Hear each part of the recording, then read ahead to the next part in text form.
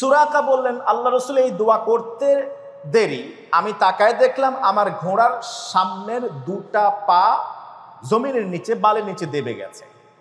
আমি পড়ে গিয়েছি, এটাকে টেনে উঠালাম, আবার উঠেছি, আবার সামনে টেনে নিতে চাই, এটা সামনের দিকে যায় না, আবার উপরে উঠার পরে দেখলাম আবার পা দেবে গেছে। এভাবে 3 বার পর্যন্ত হলো। চতুর্থবার আমি দেখলাম বিশ্বনবী সাল্লাল্লাহু আলাইহি ওয়াসাল্লাম তিনি সাওয়ার হলেন, তারা যাচ্ছিলেন।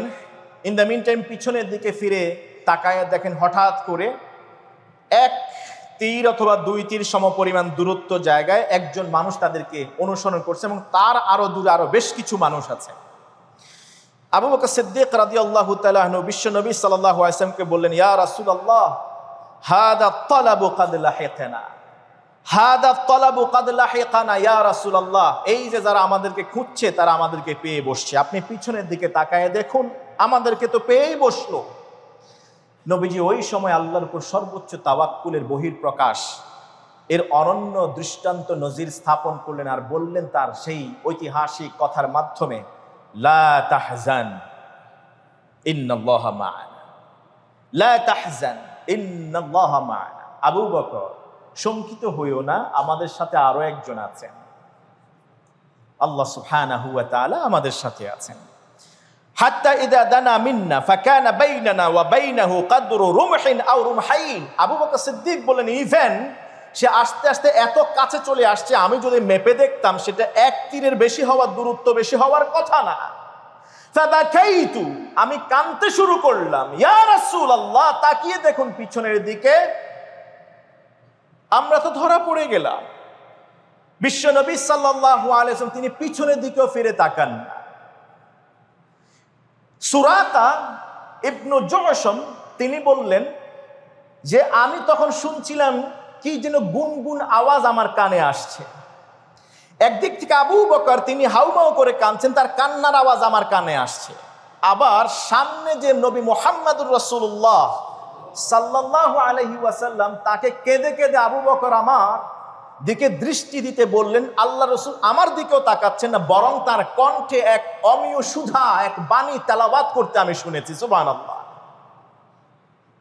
আমার ভয় হতে শুরু করলো। আমি যখন কাছে আসতে শুরু করলাম, বিশ্ব নবী সাল্লাল্লাহু আলাইহি ওয়াসাল্লামকে এক পর্যায়ে আবু বকর as-সিদ্দিককে এই কথা বলতে শুনেছি। সুরাকা নিজেই গল্প বর্ণনা করছেন পরে, যে আল্লাহ রসুল বলেন, আবু বকর তুমি কাঁদছো কেন? বিশ্ব নবী সাল্লাল্লাহু আলাইহি ওয়াসাল্লামের প্রশ্নের জবাবে আবু বকর বলেন, আমা ওয়াল্লাহি মা আলা নাফসি আবকি ইয়া রাসূলুল্লাহ। ও আল্লাহর রাসূল, আল্লাহর শপথ করে বলি, আমি আমার নিজের জানের কারণে কাঁদতেছি না, বরং আমি কাঁদতেছি আপনার কথা চিন্তা করে, না জানি তারা আপনার কোনো ক্ষতি করে বসে, এই জন্য আমি কাঁদতেছি। আল্লাহ রাসূল সাল্লাল্লাহু আলাইহি ওয়াসাল্লাম বললেন, থামবে না, সামনের দিকে আগাতে শুরু করো।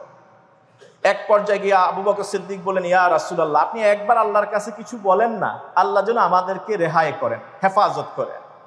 নবীজি আবার আবু বকর সিদ্দিক রাদিয়াল্লাহু তাআলা আনহুর এই প্রস্তাব মেনে নিলেন এবং আল্লাহ তাআলার কাছে দোয়া করলেন, আল্লাহুম্মা কফিনা, আল্লাহুম্মা কফিনাহু বিমা শি'তা। ও আল্লাহ, আপনার যেভাবে মন চায় আপনি আমাদেরকে রক্ষা করুন। সুরাকা যে আমাদেরকে ধাওয়া করছে সেটা থেকে আমাদেরকে হেফাজত করুন। কিভাবে করবেন আমার জানা নাই, এটা আপনি সিদ্ধান্ত নিন, আপনি এটাকে গ্রহণ করুন, আমাদেরকে হেফাজত করুন।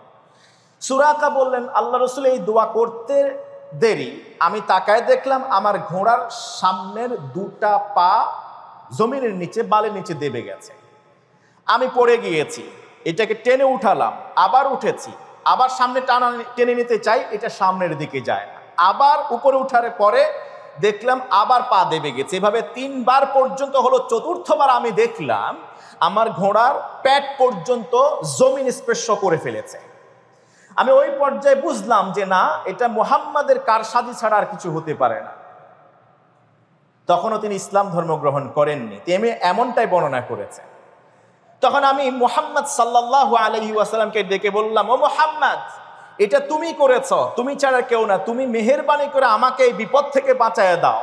বিপদ এখন উল্টা দিকে চলে গেছে, যদি আমাকে বাঁচায় দাও, আমার পিছনে যারা তোমাকে অনুসরণ করবার জন্য আমাদের পদাঙ্ক অনুসরণ করছে, আমাদের পথ অনুসরণ করছে, আমি তাদেরকে বিভ্রান্ত করব, তারা অন্যদিকে চলে যাবে। আর এই যে আমার এখানে ধনুক আছে, এখান থেকে তীর বের করো, আমাকে প্রয়োজনে মেরে ফেলো, যদি আমি অন্যথা করে থাকি, ক্ষমতা তোমার হাতে।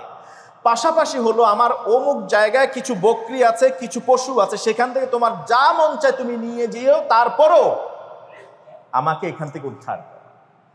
নবীজি সাল্লাল্লাহু আলাইহি ওয়াসাল্লাম বললেন, তোমার ওইসব কোনো কিছুর আমার কোনো দরকার নেই, তবে আমি তোমাকে বলছি একটা শুভ সংবাদ।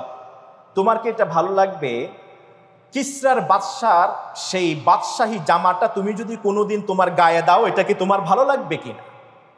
কোথায় রয়েছে কি কিসরার বাদশাহ, তার জামে রাজকীয় পোশাক, সুরাকা পড়বে, অকল্পনীয় বিষয়।